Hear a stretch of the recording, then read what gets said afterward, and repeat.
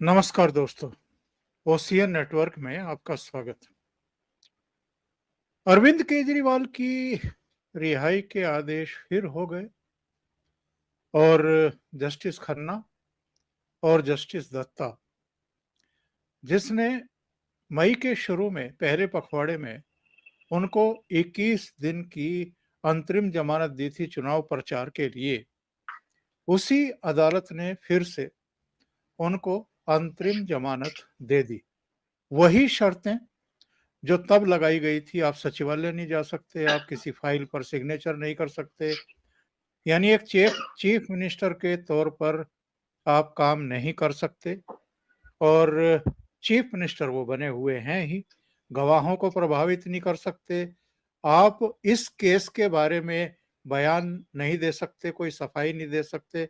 पर हकीकत यह है कि जब पिछली बार वो बाहर आए थे तो तब भी वो खुल करके बोल रहे थे इस केस के बारे में भी और शराब घोटाले के बारे में भी। उनके तमाम भाषण उठा के देख लीजिए, उनकी प्रेस कॉन्फ्रेंस, उनके इंटरव्यूज, सब में यही सब था। तो अब लोगों ने पूछना शुरू कर दिया है कि साहब, ईडी के पास और सीबीआई के पास भी क्या कोई पुख्ता सबूत हैं भी या नहीं हैं? और क्या अब आप देखें तो 1.5 साल के करीब हो गया है मनीष सिसोदिया को, वो तो जेल में ही हैं, उनको तो जमानत नहीं मिल रही है। अरविंद केजरीवाल को बार बार अंतरिम जमानत मिल जा रही है और जमानत की अर्जी पर भी अलग अलग कोर्ट्स में जो है सुनवाई हो ही रही है। तो आज जानने की कोशिश करेंगे साहब इस केस की कुल मिलाकर के जो है स्थिति परिस्थिति क्या है, और जिस तरह से बार बार अरविंद केजरीवाल को रियायतें मिल रही हैं और सुप्रीम कोर्ट के जो माननीय न्यायाधीश हैं, जस्टिस हैं, वो जिस तरह की तर्क दे रहे हैं, जैसे वो कह रहे हैं कि वो चुने हुए मुख्यमंत्री हैं साहब, 90 दिन उनको जेल में रहते हुए हो गया है। तो क्या ये चुने हुए मुख्यमंत्री का भी कोई आधार है क्या जमानत देने का या अंतरिम जमानत देने का? और जिस धाराओं का वो उल्लेख कर रहे हैं कि साहब इनको और ठीक तरीके से परिभाषित करने की जरूरत है। तो मेरे साथ एक ऐसे खास अ, विश्लेषक जुड़ रहे हैं जो राजनीतिक, सामाजिक, आर्थिक विषयों के तो ज्ञाता हैं ही, जो कानून के भी ज्ञाता हैं। अनुपम मिश्रा जी से जुड़ लेते हैं प्रयागराज से और इस मुद्दे पर चर्चा को आगे बढ़ाते हैं। अनुपम जी, बहुत स्वागत है। नमस्कार। अनुपम जी, ये बताइए कि ये हो क्या रहा है? अचानक से खबर आती है कि अरविंद केजरीवाल को फिर अंतरिम जमानत दे दी गई है। फिर खबर आती है कि इस मामले को एक बड़ी बेंच को रेफर कर दिया गया है कुछ मुद्दों को लेकर के। ये पूरा मसला किधर जाते हुए देख रहे हैं और ये सिचुएशंस जो हैं क्यों क्रिएट हो रही हैं? देखिए साहब, पहले एक छोटी सी बात से हम शुरू करें कि जो एक्ट है PMLA, prevention of money laundering act, इसको लेके अक्सर कहते हैं केजरीवाल के पार्टी के लोग कि साहब नरेंद्र मोदी ने हमारे लिए कानून बनाया है। नहीं साहब, ये कानून यूपीए सरकार ने बनाया था, मनमोहन सिंह सरकार ने बनाया था। नरेंद्र मोदी ने उसमें कॉमा फिल स्टॉप नहीं चेंज किया है। और जो सख्ती है इसमें, बेल मिलने में जो दिक्कतें हैं, वो सारी दिक्कतें मनमोहन सिंह की सरकार ने बनाई थी। ये कहना कि इसमें जमानत ही नहीं हो सकती, झूठ है। लगातार जमानत हो रही है।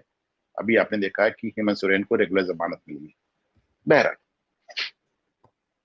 आज जो आदेश हुआ उसमें जो सबसे बड़ी बात है, आपको मालूम होगा ओंकार जी, कि चाहे दिल्ली सिविल कोर्ट या डिस्ट्रिक्ट कोर्ट हो, चाहे हाई कोर्ट हो, चाहे सुप्रीम कोर्ट, केजरीवाल ने लंबे समय तक जमानत ही नहीं मांगी।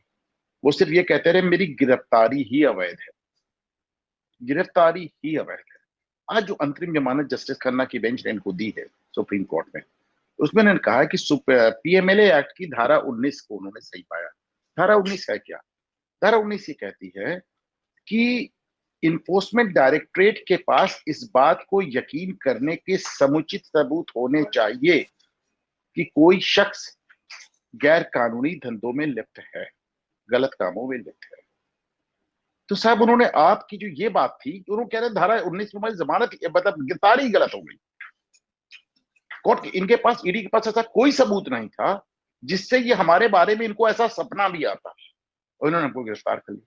तो लंबे समय तक वो, इनफैक्ट अभी तक इस बात का मुकदमा लड़ रहा है कि हमारी गिरफ्तारी गलत है। तो पहली बात तो ये कि सुप्रीम कोर्ट ने धारा 19 को सही माना है। इस मामले में उन्होंने माना है कि इनकी गिरफ्तारी सही है। अभी देखिए बहुत बड़ी बात है, बहुत ज्यादा बड़ी बात है। अब आपके जमानत कैसे हुई? तो साहब लीगल पार्लेज में bail is the rule and jail is the exception. Supreme Court इस बात को आज से नहीं 70 साल से कई बार कह चुकी है कि ज्यादा से ज्यादा मामलों में जमानत दी जानी चाहिए, हर हालत में जमानत दी जानी चाहिए, एक्सेप्ट उन मामलों को छोड़कर जहां आपको लगता है कि अभियुक्त देश छोड़ के भाग सकता है, या फिर दो ही कंडीशंस होती है जिसमें बेल नहीं मिलती है, तो आप जेल छोड़ के भाग सकते हैं, देश छोड़ के। और दूसरा ये कि साहब आप गवाहों के ऊपर दबाव डाल सकते हैं, यानी मामले की जांच को प्रभावित कर सकते हैं, तो तमाम लोग को बेल मिलती है। आपको मिली है, ठीक है, लेकिन ये बेल तो डिस्ट्रिक्ट कोर्ट से ही मिल गई थी, ये बेल तो डिस्ट्रिक्ट कोर्ट से ही मिल गई थी, हाई कोर्ट ने खारिज की, सुप्रीम कोर्ट ने कर दी। अभी तो हाई कोर्ट में इनका नियमित बेल का मामला चल रहा है। ओंकार जी बात को समझें, ये बेल नहीं है, ये अंतरिम बेल है, इंटरिम बेल, अंतरिम जमानत है। और जो नियमित जमानत है जो कि हेमंत सोरेन को मिली है, उसका मामला हाई कोर्ट में चल रहा है। यदि वो खारिज हो जाता है फिर जेल चले, जेल में तो ऑलरेडी है, मतलब अगर वो खारिज हो जाता है तो इनकी अंतरिम जमानत वैसे ही कैंसिल हो जाएगी। आप देखें, आप जेल में, आप पे मुकदमा चल रहा है, तो आपको बीच में जमानत दी जाती है, पर आपके ऊपर जमानत का मुकदमा जब लंबा चल रहा है तो बीच में अंतरिम जमानत दी जाती है, दी नहीं जाती जल्दी। लेकिन ठीक है, कोर्ट्स केजरीवाल साहब पे मेहरबान है, उन्होंने कई बार बताया, कई तरह से, मतलब भारत के इतिहास में क्या दुनिया के इतिहास में ऐसा आपको दूसरा दृष्टांत नहीं मिलता जहां पे एक आदमी को इसलिए जमानत दी गई हो कि साहब उसका धंधा खराब हो रहा है, मतलब पॉलिटिक्स उनकी खराब हो रही है, वो प्रचार नहीं कर पा रहे हैं। मतलब एक चाट वाला कह सकता है कि मेरा बिजनेस खराब हो रहा है, मुझे जमानत दी जाए, मेरी मेरी चाट का ठेला बंद हो जाएगा। एक कोई भी, एक कुली कह सकता है, कोई कुछ भी कह सकता है भाई कि साहब हमारा काम खराब हो रहा है, हमें जमानत दी। पहली बार इस तरह की जमानत दी गई। जस्टिस खन्ना ने पिछली बार भी जब जमानत दी तो उस पर तमाम सवाल हुए थे, लेकिन इस बार भी उन्होंने एक जमानत दी है। और उसके बाद उन्होंने मामले को लार्जर बेंच को रेफर कर दिया। उन्होंने कि साहब इसमें जमानत क्या शर्तें हो, क्या हो, कैसे हो, ये भी कहा है कि भाई चाहे तो जमानत की शर्तें हट। अब इस जमानत की शर्तों में क्या है, ये आप ऑफिस नहीं जाएंगे, आप आप किसी फाइल पर दस्तखत नहीं करेंगे जब तक कि वो फाइल लेफ्टिनेंट गवर्नर के पास भेजना जरूरी ना हो जाए, वरना आप किसी फाइल पे दस्तखत नहीं करेंगे। तो एक बात तो तय हुई कि वैसे तो ये जमानत मिलने के बाद भी तिहाड़ जेल में है, क्योंकि अभी तक इनके ऊपर सीबीआई का मुकदमा है। पर अगर ये बाहर भी आते तो दिल्ली की जनता के लिए जेल में है। आज समझिए ओंकार जी मैं क्या कह रहा हूं, अगर ये छूट भी जाते तो दिल्ली की जनता के लिए उनका मुख्यमंत्री जेल में है। क्यों? जब जब क्योंकि वो काम ही ऑफिस नहीं नहीं कर जा सकता, पाएगा। वो बिल्कुल। ऑफिस नहीं जा सकता, वो फाइल नहीं देख सकता। और इतनी लानत मलामत के बाद भी अगर उनको एक जिद, अच्छा देखिए, जब आप फाइल नहीं कर सकते, जब आप ऑफिस नहीं जा सकते, तो ओंकार जी मुख्यमंत्री के तौर पे आप सिर्फ एक काम कर सकते हैं, शीश आप महल में आराम कर सकते हैं। शीश महल में रह सकते हैं, बिल्कुल। सिर्फ शीश महल में रह सकते हैं। आप अपनी जनता का कोई रिलीफ नहीं दे सकते, आप अपनी जनता का कोई काम नहीं कर सकते, आप फायदे नहीं कर सकते, आप दफ्तर नहीं जा सकते, आप कैबिनेट की मीटिंग नहीं कर सकते, आप सरकार का नेतृत्व नहीं कर सकते। मुख्यमंत्री के तौर पे आप सिर्फ एक काम कर सकते हैं कि वो जो आपने 5 अरब का शीश महल बनाया है उसमें आप अय्याशी कर सकते हैं। मुखर्जी, एक सवाल साहब ये भी उठ रहा है कि ये ईडी को भी फटकार लगती रहती है, ईडी से जवाब तलब भी किए जाते हैं तमाम तरह के। दूसरी तरफ हम ये भी जानते हैं, ये तथ्य सामने भी आ चुके हैं कि ये केस ऐसा उलझा करके रखा हुआ है, इतनी होशियारी से इसको अंजाम दिया गया है और सबूतों को नष्ट करने के लिए डिवाइसेस जो हैं वो भी नष्ट की गई हैं, सिम वगैरह जो वो भी नष्ट किए गए हैं। बीच में तो खबर आ रही थी कि कुछ डिवाइसेस को जला तक दिया गया है और बहुत सारे मोबाइल फ़ोन चेंज किए गए हैं। इसके अलावा भी 45 करोड़ का मनी ट्रेल ये प्रस्तुत भी कर दिया राउज एवेन्यू कोर्ट में ईडी ने। इसके बावजूद क्या ईडी वाक़ई सुप्रीम कोर्ट को मुतमईन नहीं कर पा रही है, संतुष्ट नहीं कर पा रही है, तथ्य नहीं रख पा रही है या मामला कुछ और ही दिखाई दे रहा है? सब मामला अभी चल कहां पा रहा है। हफ्ते में 6 के 6 दिन केजरीवाल के वकील 10-10 लाख रुपए फीस लेकर किसी ना किसी कोर्ट में खड़े रहते हैं। उन्होंने अपनी जमानत दर जमानत, जमानत, अंतरिम जमानत, बेल नहीं, मामला खारिज करना, इतने ढेर सारे मुकदमों में सरकार, आप देखें अरबों रुपया वो खर्च कर चुके हैं अपने ऊपर। वो मामले को आगे नहीं बढ़ने दे रहे। वो अच्छा देखें, इनसे पूछा तो जाना चाहिए भाई कि चुनाव के पहले तुम अपने फोन का पासवर्ड नहीं दे रहे थे, कह रहे थे उसमें हमारी राजनीतिक रणनीति है। तो राजनीति तो हो गई भाई, चुनाव भी हो गया, कोर्ट को तो इनसे इनका पासवर्ड मांगना चाहिए। क्रिमिनल मामलों में कुछ निजता का हनन जैसी चीज नहीं है। आप समझिए इसको ओंकार जी, अगर किसी के ऊपर ईडी का, सीबीआई का, इकोनॉमिक विंग का रेड है और वो कहते हैं हम अपने लॉकर नहीं खोलेंगे, क्या ये संभव है? आप आखिर अदालत से परमिशन लेके उसके लॉकर खोलते हैं कि नहीं खोलते हैं? वो कहते नहीं आप मेरा लॉकर खोलेंगे तो मेरी राइट टू प्राइवेसी भंग हो जाएगी। आपने देखा है ना कि जब लोग पकड़े जाते हैं तो उनके लॉकर सीज होते हैं, फिर अदालत से परमिशन लेके उनके लॉकर खोले जाते हैं। खुलते हैं कि नहीं खुलते हैं? केजरीवाल का फोन क्यों नहीं खुल रहा है? कोर्ट उसके लिए क्यों नहीं इजाजत दे रही है? कोर्ट उसके लिए क्यों नहीं दबाव बना रही है? पहली बात। दूसरी बात, देखिए मामला तो खैर चल रहा है, आगे भी चलेगा। कितना ये सीबीआई और ईडी कितना साबित कर पाएगी ये तो समय बताएगा।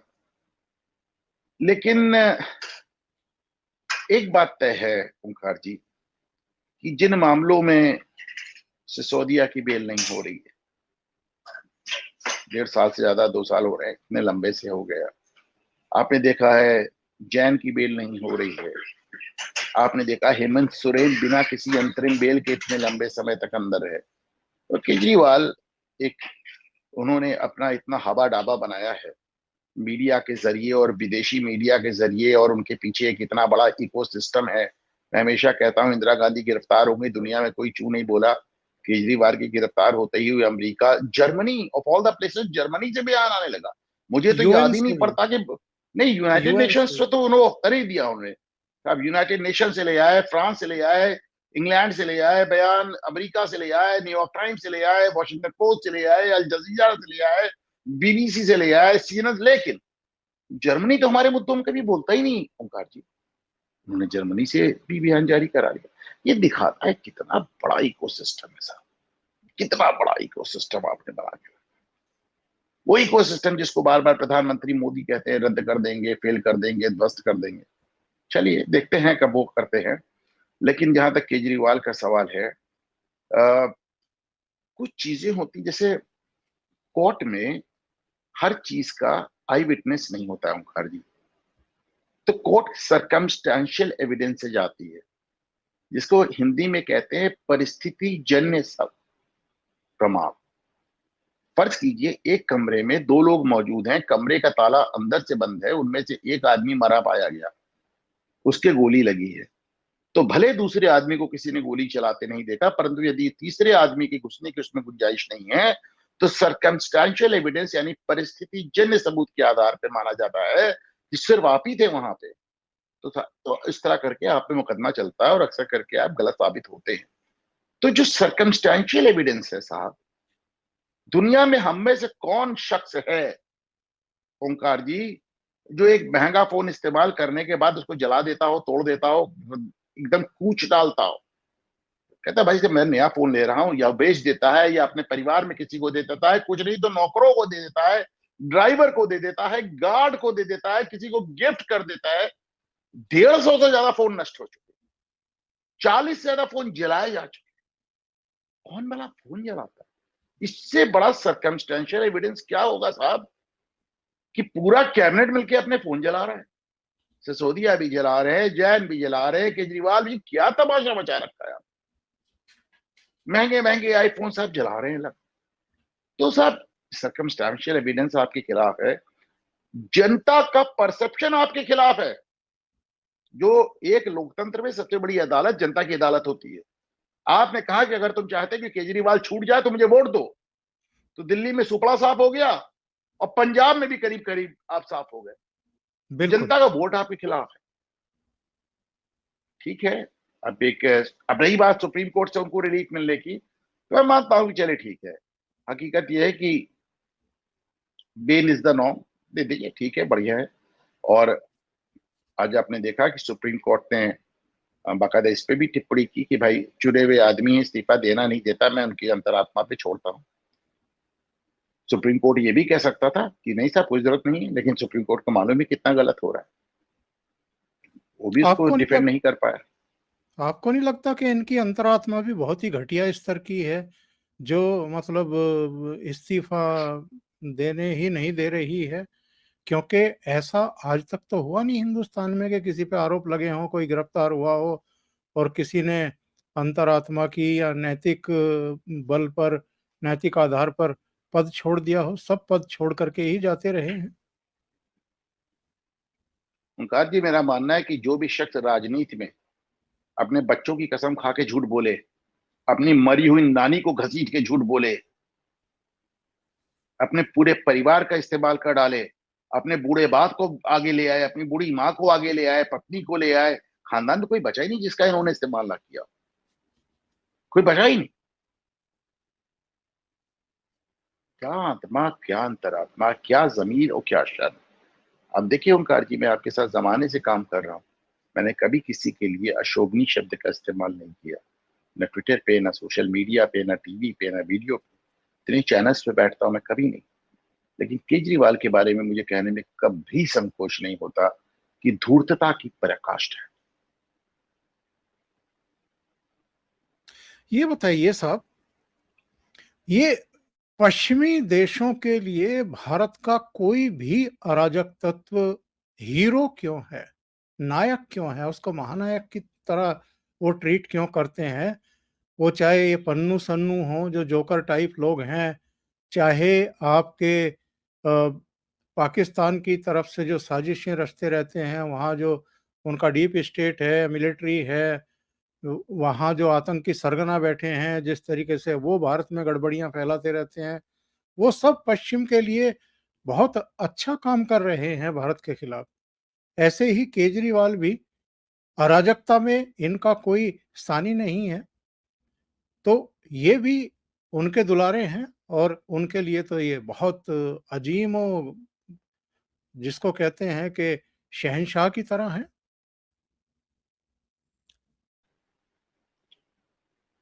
चीन, चाइना पिछले 70 सालों से पाकिस्तान का प्रयोग कर रहा है भारत को उसकी हैसियत में रखने के लिए।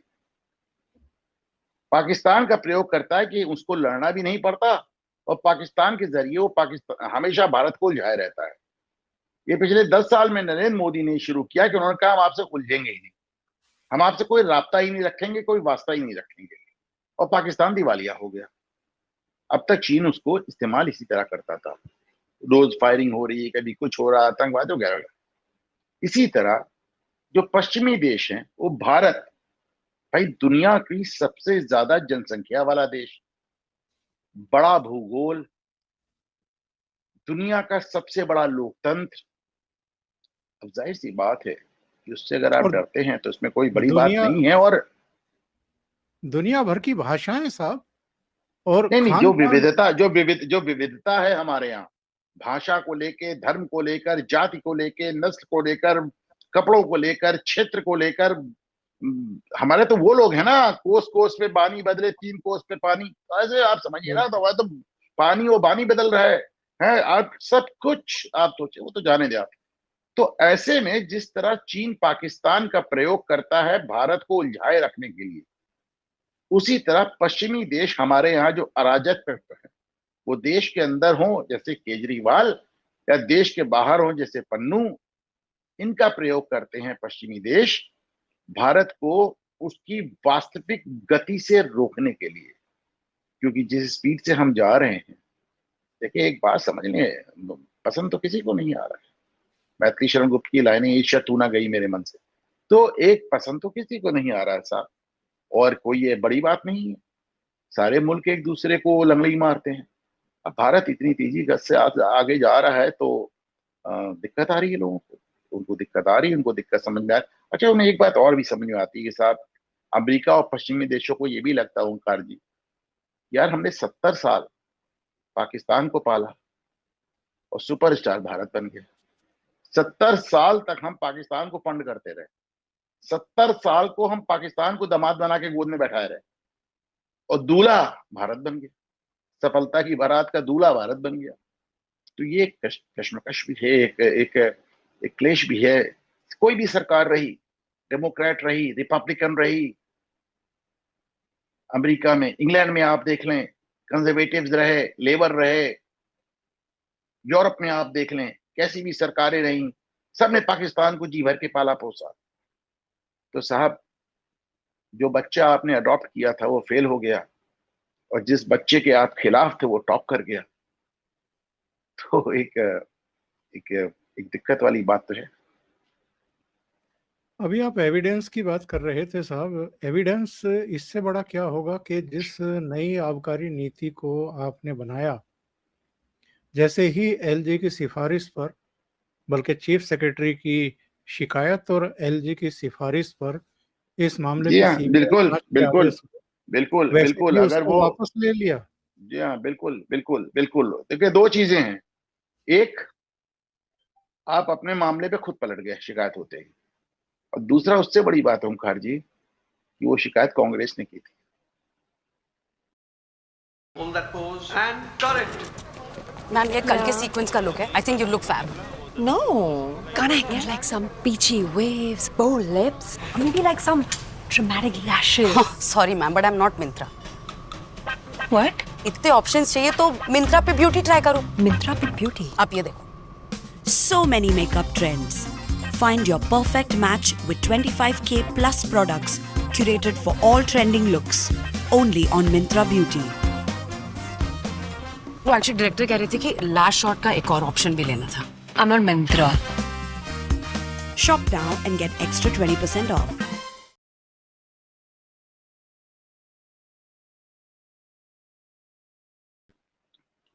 वो शिकायत माकन ने की थी, पवन खेड़ा ने की थी, संदीप दीक्षित ने की थी, सुप्रिया श्रीनेत ने की थी, राहुल गांधी ने की थी, कांग्रेस पार्टी ने की थी। तो वो शिकायत आपको भाजपा से नहीं आई है, भाजपा को नहीं आई है। अगर भाजपा उस पर अलबत्ता कार्रवाई नहीं करती तो दिक्कत वाली बात थी। शिकायतें तो कांग्रेस से आई हैं, और हकीकत ये है कि आप तमाम जगह पे गलत पाए गए हैं, लगातार गलत पाए गए हैं। मतलब एक सोचें आप, भारत के इतिहास में इकलौती बार ऐसा हुआ ओंकार जी कि सुप्रीम कोर्ट ने लगातार 4-5 बार किसी राज्य सरकार से ये कहा कि तुम विकास का पैसा विज्ञापन में डाल रहे हो, हम तुम्हारा विज्ञापन फंड जब्त कर लेंगे। बिल्कुल। सोच के देखो, ऐसा अभूतपूर्व कभी हुआ ही नहीं, कभी हुआ ही नहीं।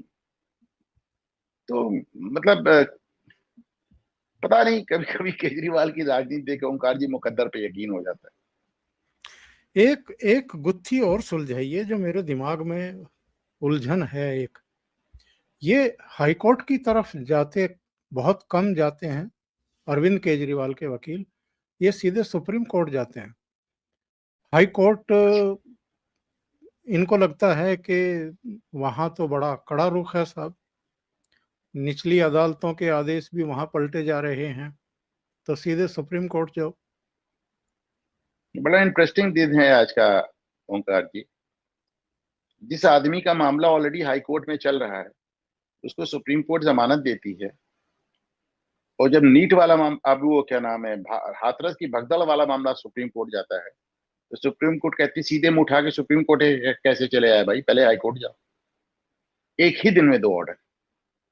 एक ही दिन में एक मामले को सुप्रीम कोर्ट ये कहकर उल्टे पैर वापस कर देती है कि तुम पहले हाई कोर्ट क्यों नहीं गए, और दूसरा मामला जो ऑलरेडी हाई कोर्ट में चल रहा है उसमें इंटरफियर करके जमानत कर देती है।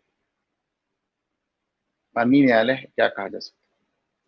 मेरी तरह साहब बहुत सारे दर्शकों के मन में ये भी प्रश्न है कि जिस तरीके से आउटसाइडली इनको एक तरीके से सुप्रीम कोर्ट का संरक्षण मिल रहा है या साथ मिल रहा है, बार बार इनको अंतरिम जमानत दी जा रही है, बहाने भी तलाश कर लिए जा रहे हैं, ये ईडी या सीबीआई इनको कितने दिन अभी जेल में रोक पाएगी?